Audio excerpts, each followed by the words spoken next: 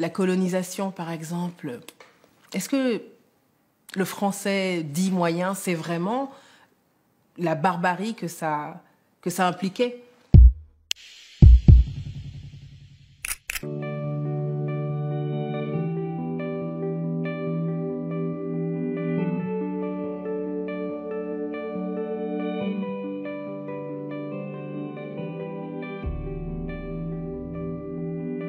Je parle de sociétés vidées d'elles-mêmes, des cultures piétinées, d'institutions minées, de terres confisquées, de religions assassinées. Je parle de ceux qui, à l'heure où j'écris, sont en train de creuser à la main le port d'Abidjan. Je parle de millions d'hommes arrachés à leur Dieu, à leur terre, à leur habitude, à leur vie, à la vie, à la danse, à la sagesse. Quand nous voulons nous assimiler, nous intégrer, vous nous rejetez, vous nous repoussez. Quand les populations coloniales veulent se libérer, vous les mitraillez.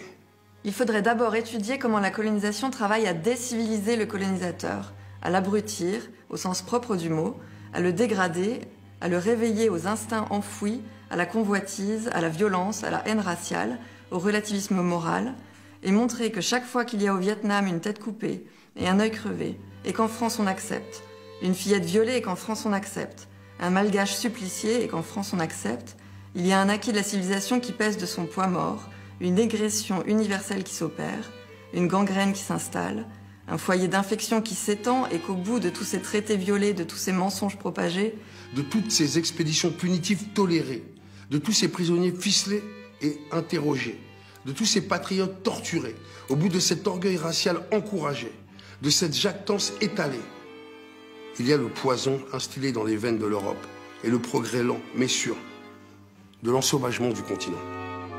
Donc on n'est pas dans la victimisation, on est dans le miroir tendu. Regardez ce que vous avez produit, regardez ce que c'est cette Europe qui colonise. Il dit la colonisation a non seulement évidemment abîmé les colonies, mais ça il le mentionne à peine, il dit ça a ensauvagé l'Europe. C'est vous qui vous êtes abîmés, vous avez détruit votre propre humanisme, vous avez détruit votre propre civilisation. 90 000 morts de Madagascar, Sétif en Algérie, l'invasion des pays ouest-africains, les massacres de masse, qui pour la plupart n'ont toujours pas été reconnus aujourd'hui.